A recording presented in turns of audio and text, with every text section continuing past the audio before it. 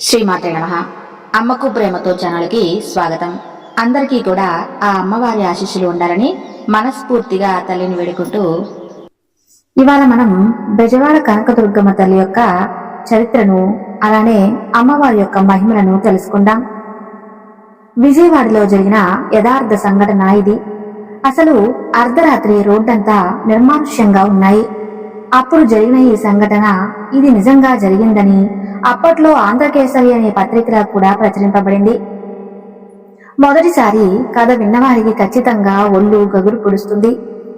ఇంతకీ ఏంటా సంఘటన? ఇక ఏమాత్రం ఆలస్యం చేయకుండా కళ్ళకు కట్టినట్టుగా వీడియోను మీకు చూపించే ప్రయత్నం చేస్తున్నాము, చూసేయండి. విజయవాడలో వెంకన్న అనే రిక్షా కార్మికుడు ఉండేవాడు. అతను ఎంతో నిజాయితీగా కాయా కష్టం మీద బ్రతికేవాడు. పొట్టకూటి కోసం రాత్రనక పగలనక రిక్షా తొక్కేవాడు. అతను కనకదుర్గమ్మ భక్తుడు. అది అంతా కూడా 1:55 సమయం, సుమారు అర్ధరాత్రి దాటే ఉంటుంది. వెంకన్న రాత్రిపూట థియేటర్ దగ్గరికి వెళ్తే ఎవరైనా రిక్షాలో దింపొచ్చు కదా అనుకుని విజయవాడలో ఉండే మారుతి సినిమా హాల్ థియేటర్ దగ్గరకు వెళ్ళాడు. అప్పట్లో రోజులు మారాయి అనే సినిమా విడుదలైంది. అందులో ఆడుతుంది. ఆ సినిమాలో అక్కినేని నాగేశ్వరరావు గారు, షావుకారు జానకి గారు నటించారు. ఆ సినిమా 25 వారాలు పైనే థియేటర్లో ఆడిన ఆట చాలా మంది సినిమా అయిపోయాక హాల్ నుండి ఎర్రటి చీర, నుదుటిన పెద్ద బొట్టు పెట్టుకుని ఉన్న ఒక పెద్ద ఆమె వెంకన్న దగ్గరకు వచ్చింది. ఆ పెద్దావిడ, నాయనా ఇంద్రకీలాద్రి దగ్గరికి వస్తావా అని అడిగింది. రిక్షా వెంకన్న, వస్తానమ్మా బండెక్కండి అన్నాడు. ఆమె బండెక్కింది. అసలే అర్ధరాత్రి, రోడ్డంతా చీకటిగా ఉంది. రిక్షా నడుపుతున్న చప్పుడు, ఎక్కడో అరుస్తున్న కుక్కల శబ్దాలు మాత్రమే వినిపిస్తున్నాయి. అంత నిర్మానుష్యంగా ఉన్న రోడ్డు రిక్షావాడితో ఆ పెద్దావిడ మాట్లాడుతూ, బాబు అర్ధరాత్రి అయిందిగా, బాగా చీకటిగా ఉంది, రోడ్లు కూడా నిర్మానుష్యంగా ఉన్నాయి. విజయవాడలో అర్ధరాత్రి దాటితే దుర్గమ్మ గ్రామ సంచారినిగా వస్తుందంటారు, నిజమేనా నాయనా అని అడుగుతుంది. మరి నీకు భయమేయడం లేదా అని అడిగింది. అందుకు సమాధానం ఇస్తూ రిక్షా వెంకన్న, అమ్మా నేను నా కష్టం మీద బ్రతికేవాడిని, ఎవరికి ఎటువంటి అపాయం తలపెట్టేవాడిని కాదు. ఆ దుర్గమ్మ మా తల్లి ఏ తప్పు చేయని బిడ్డకి తల్లి దగ్గరకు వెళ్ళడానికి భయమెందుకు అంటున్నాడు. అలా కొంత దూరం వెళ్ళాక ఇంద్రకీలాద్రి రానే వచ్చింది. అమ్మా మీరు ఎక్కడికి వెళ్ళాలి అని అడుగుతాడు వెంకన్న. వెనుక నుండి ఎటువంటి సమాధానం రాకపోయేసరికి అతను వెనక్కి తిరిగి చూసేసరికి ఆమె అక్కడ లేదు. అంతలోనే ఎక్కడికి వెళ్ళింది అనుకుని చుట్టూ తిరిగి చూడగా ఆమె ఇంద్రకీలాద్రి మెట్లెక్కుతూ కనిపించింది. వెంకన్నను చూసి, అమ్మా మీరు డబ్బులు ఇవ్వకుండా వెళ్తున్నారు అని కాస్త గట్టిగా వినపడేలా అరిచి చెప్పాడు. అప్పుడు, నేను నీ తలపాగాలో పెట్టాను నాయనా, చూసుకో అని చెప్తుంది అమ్మ. తలపాగా ఎలా పెట్టిందబ్బా, నాకు ఎటువంటి స్పర్శ కూడా లేదే అని రిక్షా వెంకన్న తలపాగా విప్పి చూశాడు.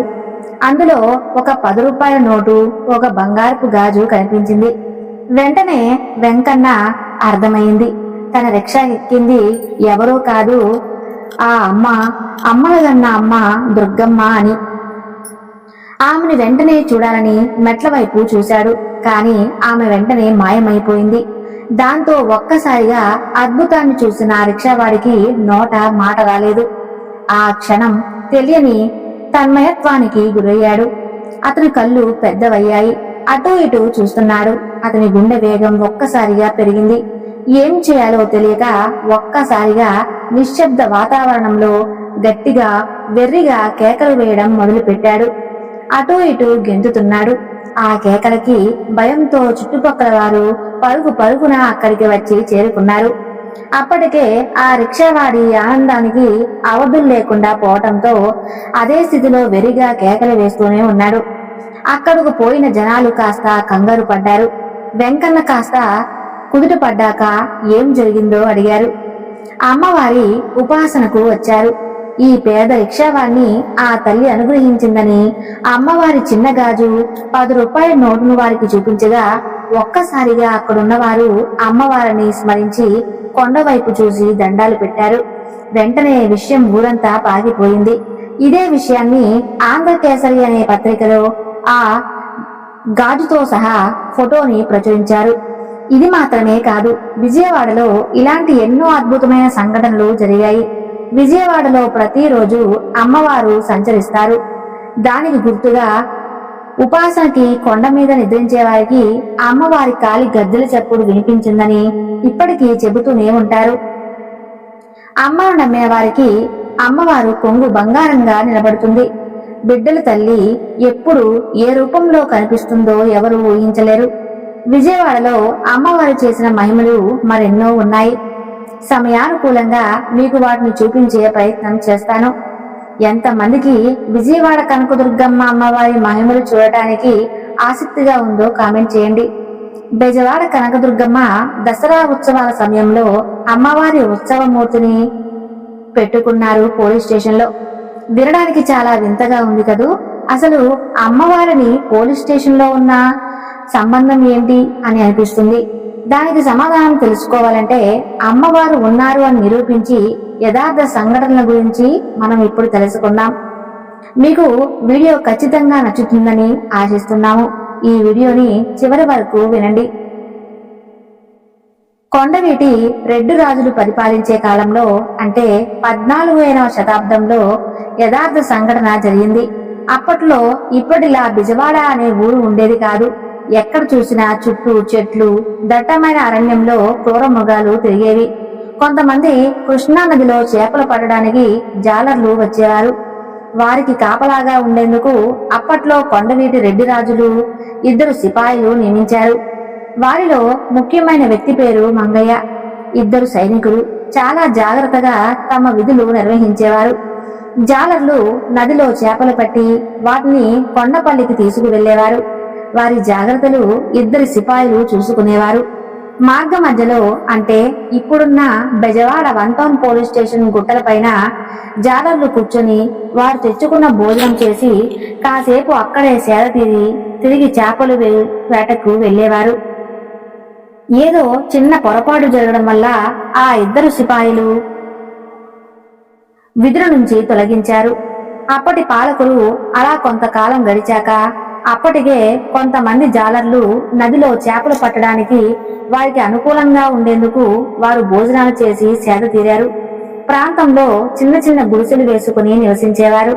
అలా ఒక చిన్న ఊరు ఏర్పడింది. ఆ ఊరిని జాలర్లపల్లె అని పిలిచేవారు. ఉద్యోగం పోయిన ఆ సైనికులు కూడా జాలేపల్లిలో జాలరులతో పాటు కలిసిమెలిసి జీవించేవారు. మంగయ్య జీవనాధారం కోసం ఒకరోజు మేకతోటి ఇంద్రకేలాద్రి కొండపైకి వెళ్ళాడు. ఉద్యోగం పోయిన బాధతో ఏదో ఆలోచిస్తూ ఒక చిన్న రాయితో మట్టిపైన గీస్తున్నాడు మంగయ్య. అతనికి తెలియకుండానే తాను గీసిన ఆ మట్టిపై ఏదో విక్రమ ఆకారం బయటపడుతూ వచ్చింది. ఆ విగ్రహం ఏంటో తెలుసుకోకుండా మంగయ్య విగ్రహాన్ని చూసి కూడా పట్టించుకోకుండా వెళ్లిపోతాడు. దాంతో అమ్మవారు ఆ సిపాయి మంగయ్య కూతురు ఒంట్లోకి పోతుంది. ఒక్కసారిగా చిన్నపిల్ల గొంతు మారిపోయి అమ్మవారిలా గంభీరంగా మాట్లాడుతూ వచ్చింది. ఏం మంగయ్య, నేను కనిపిస్తే పట్టించుకోకుండా వచ్చేస్తావా? నా అనుగ్రహాన్ని గుర్తించలేకపోయావా అని అడుగుతుంది అమ్మవారు. దాంతో ఆ విగ్రహం ఎవరిదోనన్న విషయం అర్థం చేసుకున్న ఆ సిపాయి మంగయ్య అమ్మవారి విగ్రహాన్ని కొంచెం కొంచెం తెల్లగా అద్భుతమైన అమ్మవారి విగ్రహం బయటపడుతూ వచ్చింది. దాంతో ఆ జాలపల్లెలోని ప్రజల ఆనందానికి అవధులు లేకుండా పోతుంది. తమకు తోడుగా ఉండేందుకు అమ్మవారు మళ్లీ వచ్చారని భావించారు. వారి స్తోమతకు తగ్గట్టుగా అమ్మవారికి చిన్న పాక వేసి పూజలు చేయటం ప్రారంభించారు. ఇలా మంగయ్య అమ్మవారిని సేవించుకుంటూ ఉండగా ఒకరోజు రాత్రి అమ్మవారు మంగయ్య కలలో కనిపించింది. మంగయ్య, దసరా ఉత్సవాలు ముగిసే ఆఖరి రోజున నేనే ఇంటికి వచ్చి పసుపు కుంకుమలు తీసుకుంటాను అని చెప్పి అమ్మవారు ఆశీర్వదించి కలలో మాయమైపోతుంది. ఆ తర్వాత కొంతకాలానికి ఆ సిపాయి కూతురు అమ్మవారిలో ఐక్యమైపోయింది అని చెబుతుంటారు. అమ్మవారు ఆయన చేత పూజలు చేయించుకోవడానికి బిడ్డల వచ్చిందని కొంతమంది నమ్ముతారు. అమ్మవారు తన పుట్టినిల్లుగా భావించే మంగళ్ళు కాలక్రమేణా శిథిలమైపోవడంతో బ్రిటిష్ అధికారుల కాలంలో 1900 సంవత్సరంలో అక్కడ పోలీస్ స్టేషన్ కట్టించడం జరిగింది. రాబర్ట్ హెన్స్ అనే బ్రిటిష్ అధికారి అమ్మవారి మహిమల గురించి మరియు ఆ పోలీస్ స్టేషన్ గురించి ఒక శిలాశాసనంలో రాయించారట. కానీ ఆ స్టేషన్ కూడా శిథిలావస్థకి రావడంతో మరికొంత కాలానికి ఇప్పుడున్న 1 టౌన్ పోలీస్ స్టేషన్ కు కట్టించడం జరిగింది. ఆ శిలాశాసనాలు ఇప్పుడు ఎక్కడ ఉన్నాయో తెలియడం లేదని అంటున్నారు.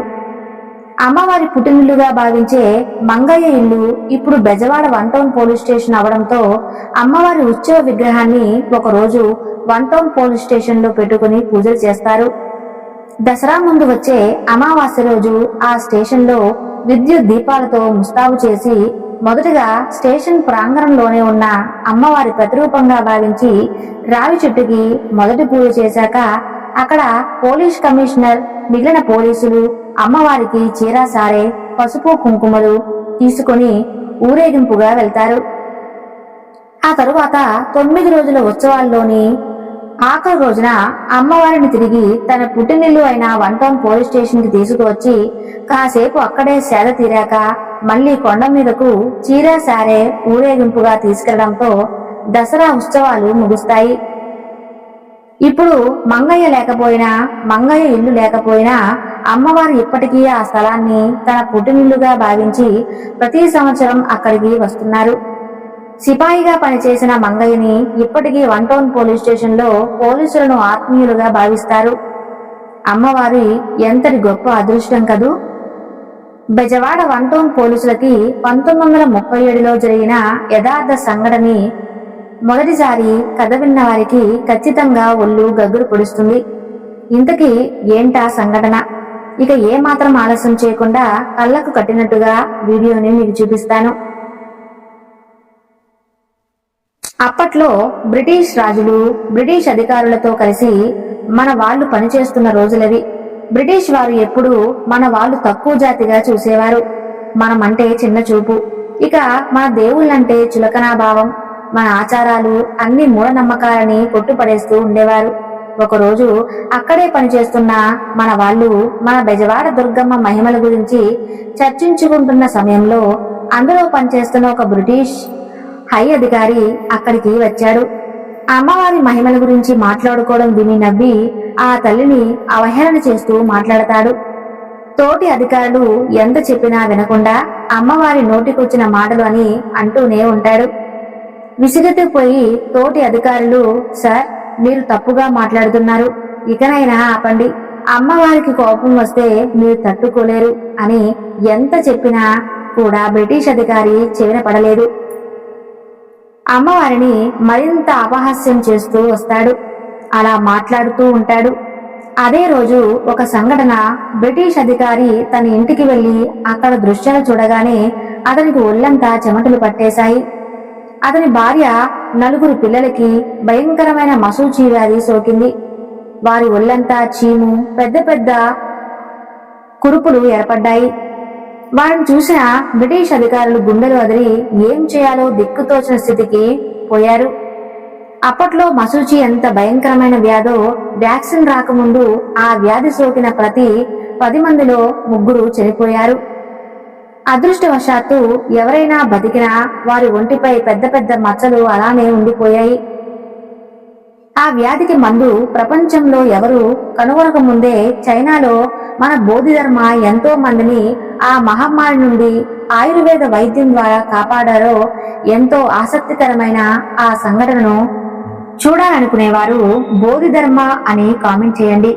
అంతటి రాకాసి వ్యాధి ఆ తల్లి బిడ్డలకు సోకింది.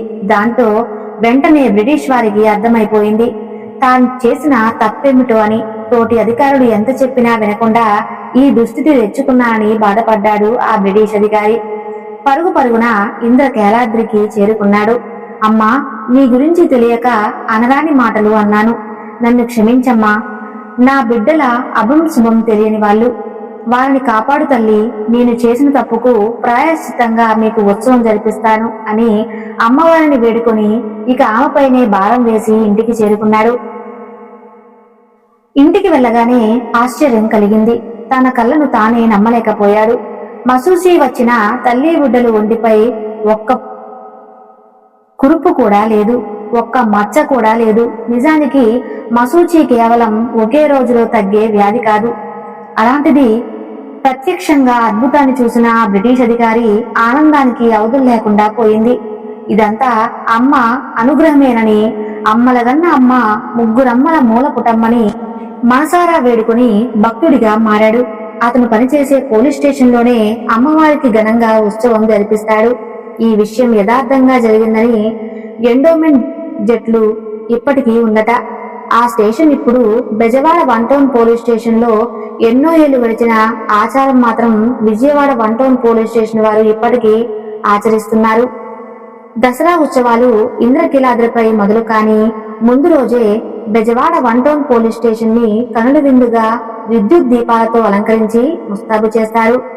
మొదటి పూజలు నిర్వహించిన తరువాత అమ్మవారికి చీరాసారా తీసుకుని కొండపైకి ఊరేగింపులా వెళ్తారు. ఆ తర్వాత దుర్గమ్మ దసరా ఉత్సవాలు మొదలవుతాయి. ఈ ఆచారం పోలీసులు ఉండడం ఏంటి అని కొంతమంది వారి నుండి ఈ ఆచారాన్ని చేజిక్కించుకోవాలని ప్రయత్నించారట. కానీ అమ్మవారు ఆగ్రహించడంతో ఆ ప్రయత్నాలు మానుకోవాల్సి వచ్చిందట.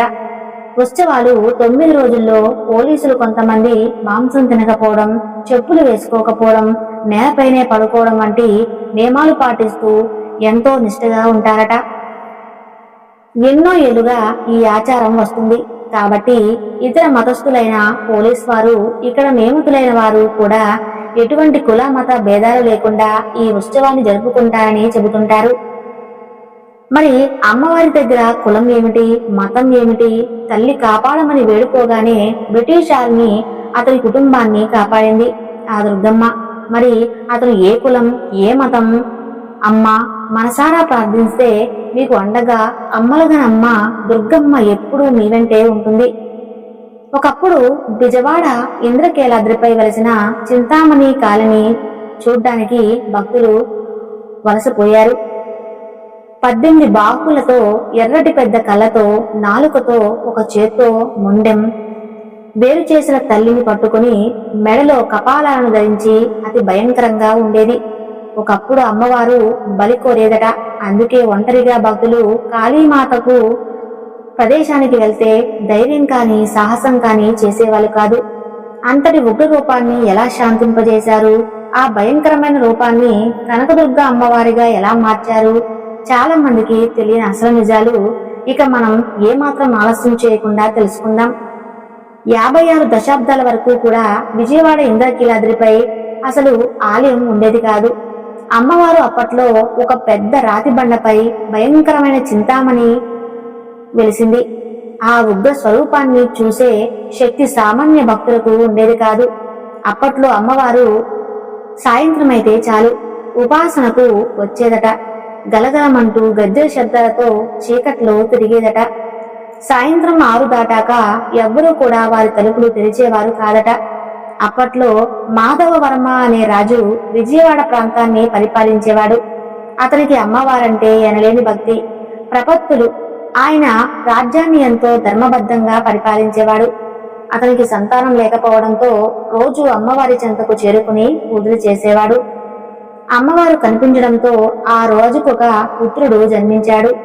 ఇదంతా ఆ కాళీ అతన్ను ఆ అమ్మవారిని మొట్టమొదటిగా ఆలయాన్ని నిర్మించాడు. కాలక్రమేణా ఆ పిల్లవాడు పెరిగి పెద్దవుతూ ఎంతో క్రమశిక్షణగా పెరుగుతూ వచ్చాడట. ఒకరోజు ఆ యువరాజు ఒక కొత్త గుర్రాన్ని తన రాజధానికి కట్టుకుని సవారీ ఇంద్రకీలాద్రి వైపు వెళ్తాడు. అలా సవారీ చేస్తూ చేస్తూ ఉండగా కాస్త చీకటి పడుతూ వచ్చింది. అదే సమయంలో కొండపైన నిరుపేద ఒక స్త్రీ తన ఇంట్లో వారి ఆకలి తీర్చడానికి చింత చిగురు కోస్తూ ఉంటుంది. చీకటి పడితే అమ్మవారు సంచారానికి వస్తారన్న భయంతో ఆమె తన పిల్లల్ని తీసుకుని గబగబా అక్కడి నుండి కొండ దిగుతూ వస్తుంది. యువరాజు కూడా ఆమె ఉపాసనకు వచ్చే వేళ అవుతుంది కదా అని రథం వేగాన్ని పెంచాడు. అసలే సంధ్యావేళ, పైగా ఆ దూకుడికి దారంతా దుమ్ములేస్తూ వచ్చింది. అంతలో ఆ పిల్లాడు ఆడుకుంటూ ఆడుకుంటూ వేగంగా వస్తున్న రథం వైపు వెళ్ళాడు. యువరాజు చూసుకోపోవడంతో రథం ఆ పిల్లాడి శరీరంపైకి ఎక్కి దూసుకుపోతుంది. అందులో ఆ బిడ్డ తల్లి గట్టిగా కేకలు వేసింది. ఆమె అక్కడికి వచ్చి చూసేసరికి ఆ పిల్లాడి ఒళ్ళంతా రక్తం. తల్లి చేతిలోనే ఆ పిల్లాడు ప్రాణాలు కోల్పోతాడు. ఆ తల్లి ఏడుస్తూ ఆ పిల్లాడి కళేబరాన్ని తన 2 చేతులపై ఎత్తుకొని తమ ప్రాంతాన్ని పరిపాలించే రాజైన మాధవవర్మ కోట దగ్గరికి చేరుకుంటుంది. అక్కడ ఉన్న ధర్మగంటలు గణపతులు మోగిస్తారు. ఎవరికో ఆపద వచ్చిన భావంతో మాధవవర్మ పరుగు పరుగున అక్కడికి చేరుకున్నాడు. ఆ తల్లి పడుతున్న యాతనను ఆ రాజు చూడలేకపోయాడు. తల్లి, జరిగిన విషయం తెలిసింది. నీ బిడ్డ ప్రాణాలు తీసిన అతడు ఎవరైనా సరే వాడి తల తెంపి తీసుకువస్తానని మాట ఇస్తాడు. కానీ ఆ రాజుకు తెలియని విషయం ఏమంటే తెలియకుండా ఆ పిల్లాడి ప్రాణాలు తీసింది యువరాజుని బిడ్డే. విషయాన్ని ఆరా తీయగా మొత్తం బయటపడుతుంది. ధర్మపరుడైన రాజు తనకు పుట్టిన ఏకైక సంతానమైనా సరే శిక్ష పడాల్సిందే అనుకుంటాడు. అందుకు ఆ యువరాజు కూడా తన తండ్రితో, మహారాజా, నేను తెలిసి చేసిన తప్పు తప్పే. మీరు ఏ శిక్ష విధించినా నేను ఆనందంగా స్వీకరిస్తానని చెప్పి తన తండ్రికి నమస్కరిస్తాడు. మంత్రులు, రాజకుటుంబీకులు ఎంత వాదించినా వారు వినలేదు. ఆ పిల్లాడు ఏ చోటైతే చనిపోయాడో అదే చోట ఆ యువరాజును తీసుకువెళ్తారు. జనాలు గుమ్మిగూడారు. రాజు ఆదేశించగా సైనికులకి ఆ యువరాజు చంపడానికి చేతులు రాలేదు. ఇక మాధవవర్మ తన సొంత చేతితో కత్తి పట్టుకుని ఆ యువరాజుని తన సొంత చేతులు నరికేశాడు. ఒక్కసారిగా వాతావరణం నిశ్శబ్దంగా మారింది. చనిపోయిన ఆ బాలుడు పక్కనే యువరాజు శరీరం కూడా రక్తసిక్తమై పడిపోయి ఉంది. కన్నవారి కళ్ళల్లో నీళ్లు తిరిగాయి. ఆకాశంలో మేఘాలు కమ్ముకొని మబ్బులు గర్జిస్తున్నాయి. ఇదంతా గమనిస్తున్న ఆ తల్లి దుర్గమ్మ ఆకాశం నుండి కనకవర్షం కురిపించింది. చుట్టుపక్కల జనాలు ఆ బంగారు నాణాలు వర్షపు చినుకులు పడుతూ ఉంటే జనాలు వాటిని పోగేసుకున్నారు. ఆపుకున్న కన్నీళ్లు రాజు కళ్ళల్లో ఒక్క ఉదుటిన పొంగాయి. ఆ మేఘాల వైపు చూశాడు. అతనికి అందులో దుర్గమ్మ కనిపిస్తున్నట్లు అనిపించింది. తల్లి, వరప్రసాదంగా పుట్టిన నా పుత్రుణ్ణి నీవే బలికోరావా? అంతటి అతడిని పుట్టించడం ఎలా తల్లి అని వినిపించాడు. దుర్గమ్మ పలుకుతుందా అన్నట్లు ఉరుమే అమ్మలగన్న అమ్మ దుర్గమ్మతో చనిపోయిన యువరాజు, ఆ పిల్లాడు ఇద్దరు ప్రాణాలతో తిరిగొచ్చారు. ఆ విందును చూసిన జనాల గుండెల్లో ఏదో అనిర్వచనమైన భావం కలిగింది. చనిపోయి తిరిగి బ్రతికిన పిల్లాడు తల్లి దగ్గరకు పరిగెత్తుకుంటూ వెళ్లి అమ్మా అంటూ అక్కడకు చేరాడు. ఆ తల్లి ఆనందానికి అవధులు లేకుండా పోయాయి. యువరాజును పట్టుకుని రాజు గట్టిగా ఏడ్చేశాడు. నన్ను క్షమించు తండ్రి అని యువరాజుని గట్టిగా కౌగిలించుకున్నాడు. ఆ రోజు అమ్మవారు కనకవర్షం కురిపించారు కాబట్టి అప్పటి నుంచి అమ్మవారిని ప్రజలందరూ కనకదుర్గమ్మగా కొలుస్తారు. కానీ అమ్మవారి ఉగ్ర రూపం ఆ తర్వాత కాలంలో కూడా అలానే ఉంది. అలా కొన్ని సంవత్సరాలు గడిచిపోయిన తర్వాత అమ్మవారిని శాంతింపజేయడానికి ఒక సిద్ధ పురుషుడు వచ్చాడు. ఆయనే ఆదిశంకరాచార్యుల వారు. ఆయన ఇంద్రకీలాద్రిపై ఎన్నో పూజలు చేసి అమ్మవారిని శాంతింపజేయడానికి శ్రీచక్రాన్ని ప్రతిష్ఠ చేశాడు. ఉగ్ర రూపంలోని కళలు అన్ని మార్పు చేసి ఎక్కడో తెలియని చోట నిక్షిప్తం చేశాడు. మరికొంతమంది అయితే అప్పట్లో ఆలయంలో 4 అడుగుల కొత్త విగ్రహాన్ని ప్రతిష్ఠించారని, ఇప్పుడున్న విగ్రహం కూడా అదేనని చెబుతున్నారు. ఇప్పటికీ కూడా ఆ శ్రీచక్రం బెజవాడ కనకదుర్గమ్మ వారి ఆలయంలో అలానే ఉంది. ఇప్పుడు కూడా దుర్గమ్మ విజయవాడలో రాత్రిపూట ఉపాసనకు వస్తుందని, ఆ విషయం ఒక సీసీటీవీ కెమెరాలో ఈ మధ్య కాలంలో కూడా రికార్డ్ అయిందని చాలా మంది చెబుతున్నారు. కొంతమంది ఇప్పటికీ చెప్పేది ఏంటంటే ఆ మహిషాసుర మర్దిని రూపం ఇప్పటికీ అలానే ఒక గుహలో ఉందని, అర్చకుడు సంవత్సరానికి 1 లేదా 2 సార్లు అక్కడికి వెళ్లి అక్కడ ప్రత్యేక పూజలు చేస్తుంటారని చెబుతుంటారు. అక్కడికి సాధారణ భక్తులు ఆమెను దర్శించుకోవడానికి అనుమతి ఉండదని చాలా మంది చెబుతుంటారు. ఏది ఏమైనా అమ్మవారిని శాంతింపజేసిన ఆ శ్రీ శంకరాచార్యుల వారిని మనసారా స్మరించుకుందాం. ఆ ముగ్గురమ్మల 3 పుటమ్మని మనసారా వేడుకుందాం. చూశారు కదండి కనకదుర్గమ్మ అమ్మవారి మహిమలను. ఈ వీడియో నచ్చితే తప్పకుండా